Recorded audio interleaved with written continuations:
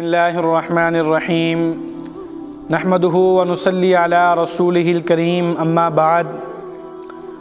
سامعین محترم، رمضان المبارک کا مہینہ انتہائی فضیلتوں والا مہینہ ہے، برکتوں والا مہینہ ہے۔ رمضان المبارک کے اندر ہر نیک عمل کا جو ثواب ہے وہ ڈبل ہو جاتا ہے۔ نبی اکرم صلی اللہ علیہ وسلم نے رمضان المبارک کا ہمیں ایک وظیفہ بھی بتایا ہے، ایک نہیں بہت سے وظیفے بتلائے ہیں کہ ہمیں رمضان المبارک کے اندر کیا کرنا چاہیے۔ نمبر 1، رمضان المبارک کے اندر کلمہ طیبہ کا ورد کرنا چاہیے، لا الہ الا اللہ محمد الرسول اللہ، کلمہ طیبہ کا ورد۔ اور نمبر 2، رمضان المبارک کے اندر استغفار پڑھنی چاہیے، جتنا ہو سکے استغفار کریں، استغفر اللہ استغفر اللہ استغفر اللہ۔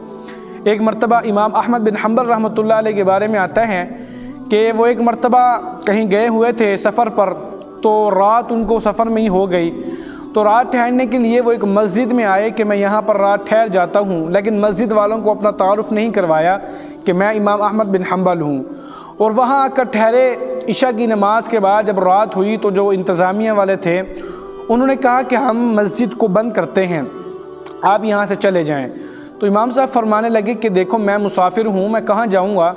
تو کہنے لگے کہ نہیں، ہمیں اجازت نہیں ہے، مسجد کو بند کرتے ہیں، آپ کہیں اور چلے جاؤ، کہیں اور پر رہ لینا۔ اب امام صاحب نے کیا دیکھا کہ سامنے ایک تندور والا ہے، تو امام صاحب ان کے پاس چلے گئے اور جا کر بیٹھ گئے، سلام دعا کی اور بیٹھ گئے۔ اب انہوں نے تندور والے کو دیکھا کہ وہ استغفر اللہ بار بار پڑھ رہے ہیں، آٹا گھونتے ہیں استغفر اللہ، روٹی بناتے ہیں استغفر اللہ، پانی ڈالتے ہیں استغفر اللہ استغفر اللہ استغفر اللہ۔ امام احمد بن حنبل رحمۃ اللہ علیہ نے پوچھا کہ آپ نے استغفر اللہ کی ایسے کیا فضائل دیکھے ہیں، کیا برکات دیکھی ہیں کہ آپ بس استغفر اللہ ہی پڑھ رہے ہیں؟ تو تندور والا کہنے لگے کہ میں نے اپنے بڑے مسائل حل کروائے اس استغفر اللہ کی وجہ سے، میں نے اپنی بڑی بڑی دعائیں اللہ رب العزت سے قبول کروائی، میرا ہر مسئلہ ٹھیک ہوا، حل ہوا، میری ہر دعا قبول ہوئی اس استغفر اللہ کی وجہ سے۔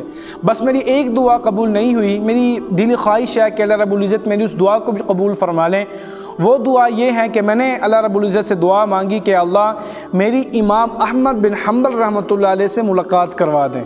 جب یہ بات سنی تو امام احمد بن حنبل رحمۃ اللہ علیہ حیران ہوئے، فرمایا کہ تمہیں مبارک ہو، تمہاری یہ دعا بھی اللہ رب العزت نے قبول فر لی۔ میں امام احمد بن حنبل تمہارے سامنے ہوں اور مجھے تو یوں لگتا ہے کہ مجھے تمہارا استغفر اللہ کھینچ کر لایا ہے۔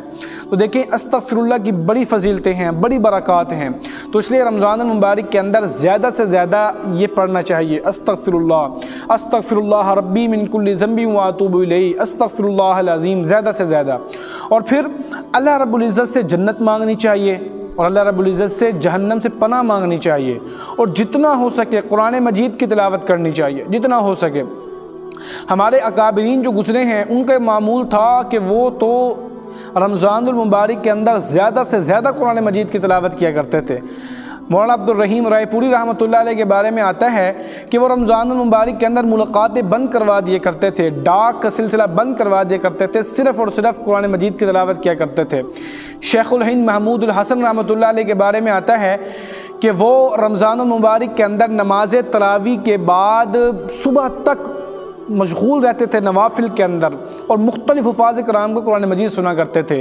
امام اعظم امام ابو حنیفہ رحمۃ اللہ علیہ کے بارے میں آتا ہے کہ وہ 60 مرتبہ قرآن مجید ختم کر لیا کرتے تھے رمضان المبارک کے اندر۔ امام شافعی رحمۃ اللہ علیہ کے بارے میں آتا ہے کہ وہ بھی 60 یا 61 مرتبہ قرآن مجید کو ختم کر لیا کرتے تھے۔ تو ان کے مقابلے میں ہم اپنا حال دیکھیں کہ ہم کتنی دفعہ قرآن مجید پڑھتے ہیں۔ دیکھیں یہ ضروری نہیں ہے کہ ہم دوڑ لگائیں قرآن مجید کو ختم کریں، 1 مرتبہ 2 مرتبہ 3 مرتبہ 10 مرتبہ، نہیں، ہم قرآن مجید کو ختم کریں، ہم قرآن مجید کو پڑھیں، ہم اس طرح پڑھیں کہ ترتیل کے ساتھ پڑھیں، تجوید کے ساتھ پڑھیں، ٹھہر ٹھہر کر پڑھیں، قرآن مجید کو سمجھیں، اور ہر ایک حرف پر 10 نیکیاں ملتی ہیں۔ تو اس لیے ہمیں چاہیے رمضان المبارک کے اندر زیادہ سے زیادہ یہ اعمال کریں۔ اور پھر جہاں پر رمضان المبارک کا روزہ رکھنے کی اتنی فضیلتیں ہیں، اتنے انعامات ہیں، وہاں پر روزہ چھوڑنے کی وعیدات بھی ہیں۔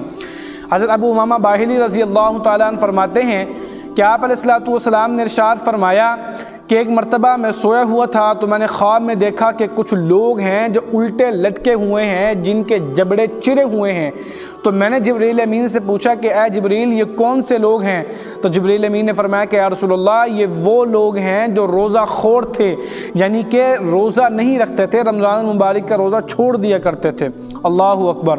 ایک اور حدیث میں آتا ہے کہ آپ علیہ السلام نے ارشاد فرمایا ایک مرتبہ جبریل امین آپ علیہ السلام کے پاس حاضر ہوئے اور عرض کرنے لگے کہ یا رسول اللہ برباد و ہلاک ہو جائے وہ شخص جس نے اپنی زندگی میں رمضان المبارک کے مہینے کو پایا ہو اور اپنے آپ کی مغفرت نہ کرا سکا ہو، یعنی کہ روزے رکھ کر اور عبادات ادا کر کے۔